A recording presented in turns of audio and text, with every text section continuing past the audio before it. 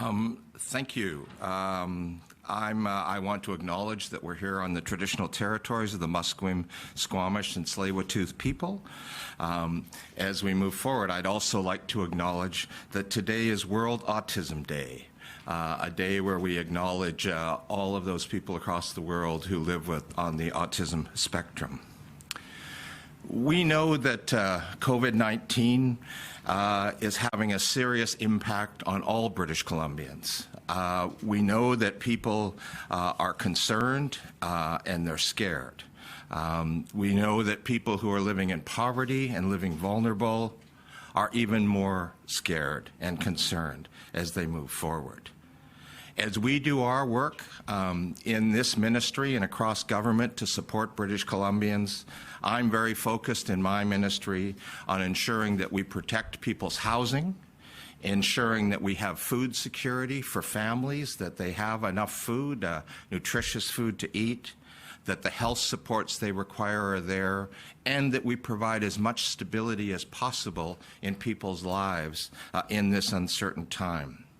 We've been doing that work across the government in a number of ways, whether it's been protection for renters from eviction, renters grants for those who have lost income, or moving forward in other areas around housing.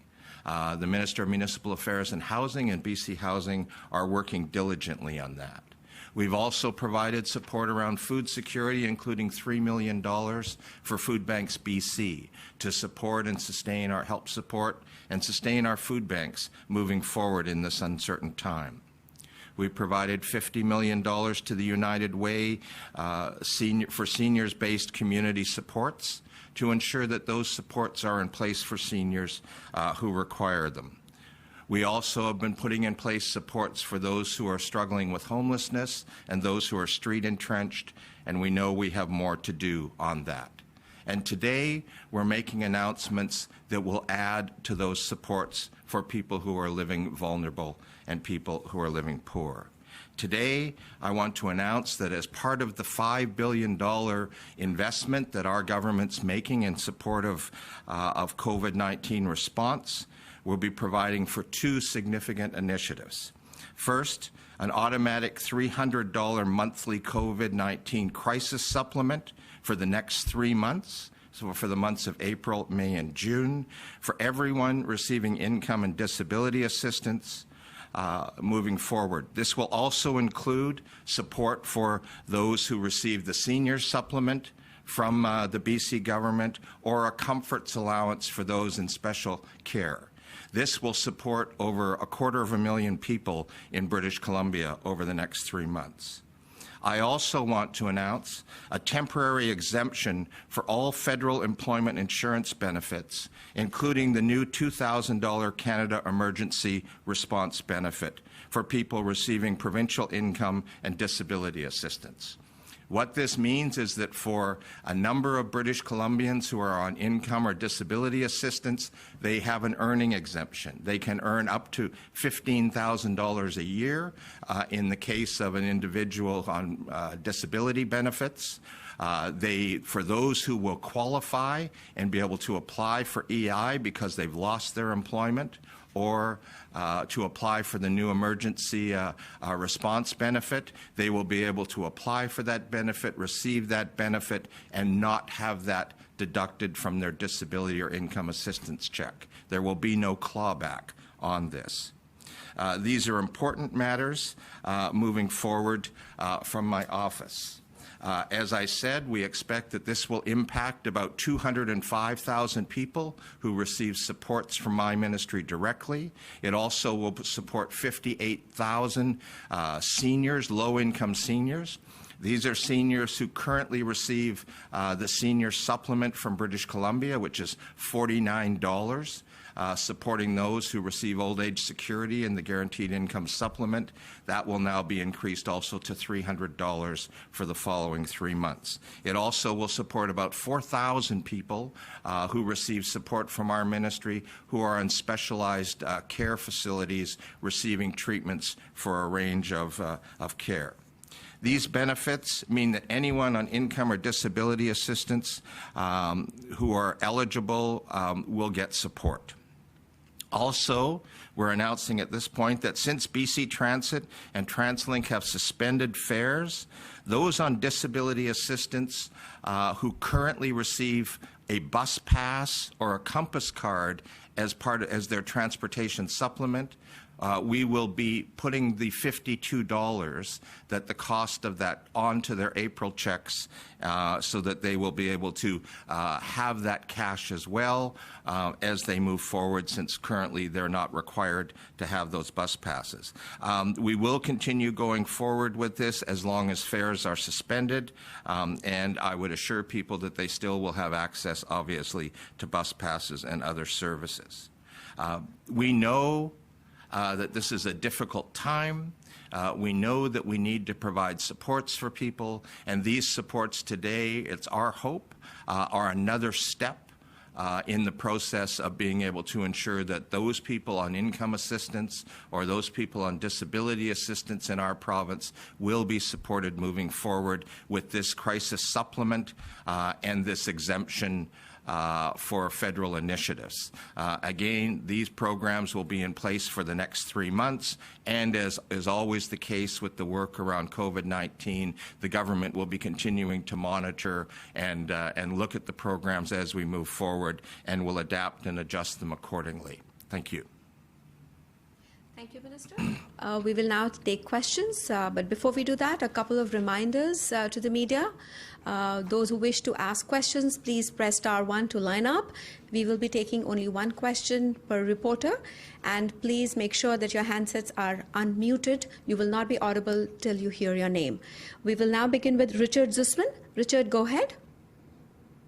Minister Simpson, will those receiving income and disability assistance be eligible for the up to $500 for the renters program that your government has created, and how quickly will those on assistance see this money on their checks? Well, to take the second part of that question first, this money will be available on the April 22nd check, the next check that goes out on April 22nd.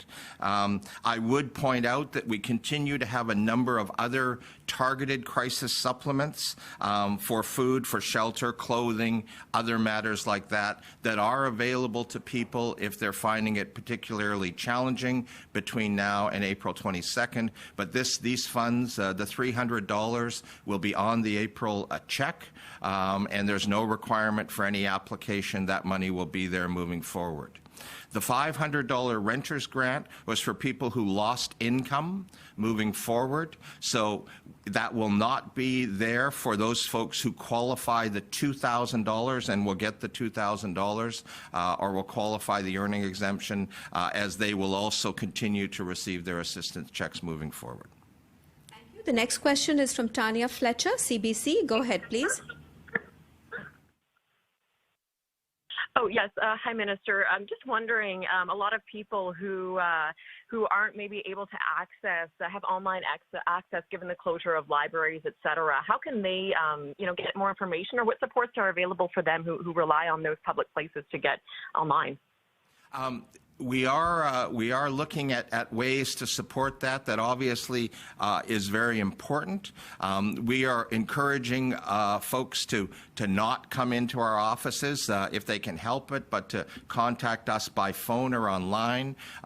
They can call, absolutely, to get further information. We'll also be disseminating information through a number of the agencies that work with folks who are living on income assistance and disability assistance, and we're hoping and relying on you as the media to help us to get the word out to people too as we move forward, to ensure that everybody understands what the program is and understands the supports that they can expect and anticipate in the coming weeks and months. Thank you. The next question comes from David Molko, CTV. Go ahead, please. Hi, Minister. I want to ask you about home share providers. I've been talking to several. There's a woman named Karen Anderson. She's in Coquitlam. She cares for a woman who has early onset dementia and Down syndrome for 30 years. She says she considers her client to be like her daughter. She says in this crisis, quote, I'm feeling abandoned, like the dirt on the bottom of someone's shoe. She is worried if she becomes ill, they're going to fall through the cracks. What can you tell her? Well, I guess the first thing I want to say to Karen and to others who are supporting those with developmental disabilities, a huge thank you.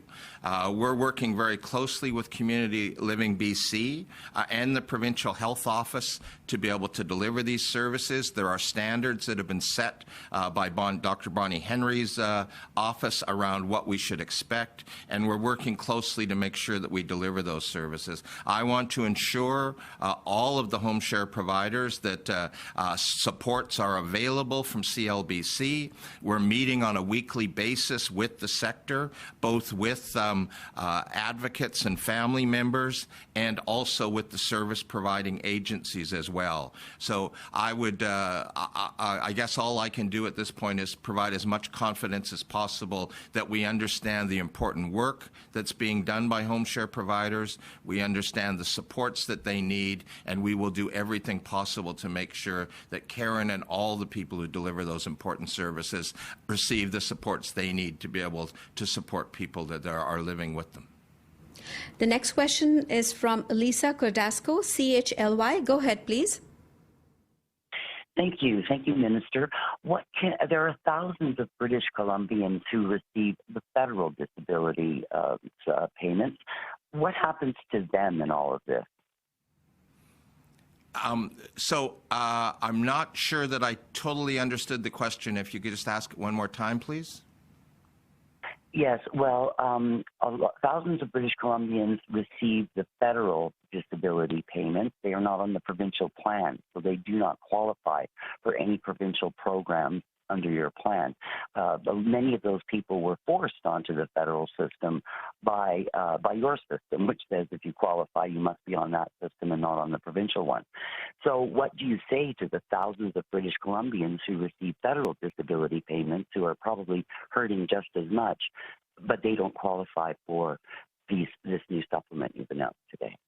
Well, as I've said, a large part of the work, and Minister James, in developing the $5 billion initiative to support British Columbians, it really is about looking at what the federal government is doing, how federal programs are being developed, and then working to make our programs, provincial programs, as complementary as possible, with the objective of meeting people's needs and providing some comfort and assurance that people's core needs will be met. And that's what we're doing here with these initiatives. As I said, about 250,000 people will receive those supports moving forward through these programs, and we continue to work with our federal counterparts to look at where there are gaps and where people may be struggling for supports. And those folks who are receiving federal supports, there's always ongoing discussions, I know, between my officials and officials in the provincial government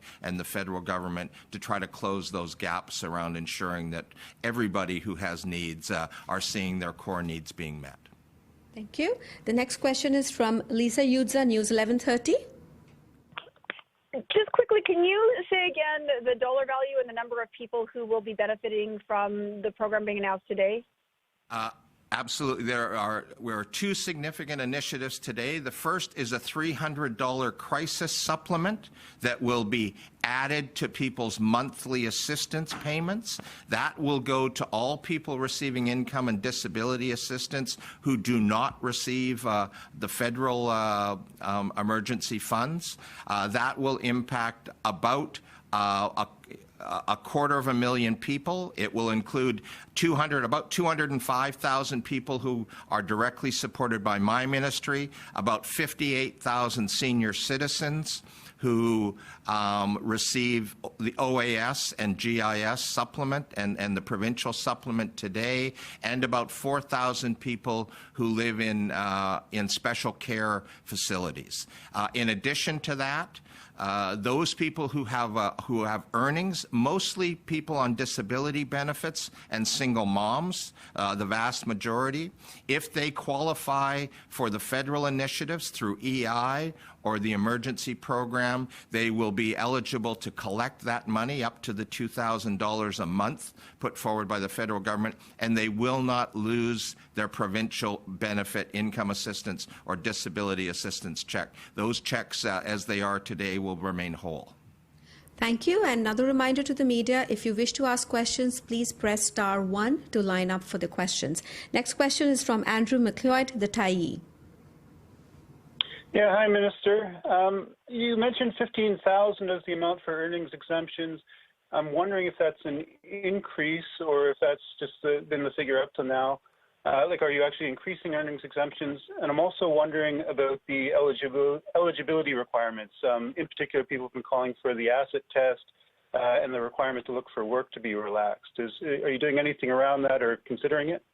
Yes, the earning exemption had been up until, I guess we passed the legislation in the last sitting, had been $12,000 a year. We increased that earning exemption at that time to $15,000 a year in recognition mostly that the increases in minimum wage were having an impact on people's earning and reducing the number of hours. So we increased it both for persons on disability benefits and others. So that is an increase over what had been $12,000 a year there. We have waived around other requirements. We have waived the work search for this period of time. We've suspended it, so we are not asking people who are coming to income assistance or who are applying to participate in a work search at this point. And we'll review that all again, of course, when we get past the crisis we're in. Thank you. The next question is from Rob Shaw, Vancouver Sen. Please go ahead. Rob, are you there?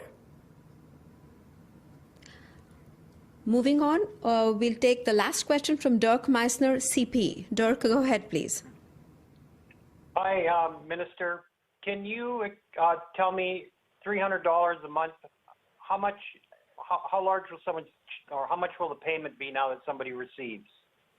Well, maybe to give you a couple of examples of what people are earning today. For example, a single person on disability benefits today receives $1,183.42. So they will get an additional $300 on top of that. A single mom with 2 kids would receive $1,609.08. They would receive the additional $300 on top of that. Be all. Thank you for participating.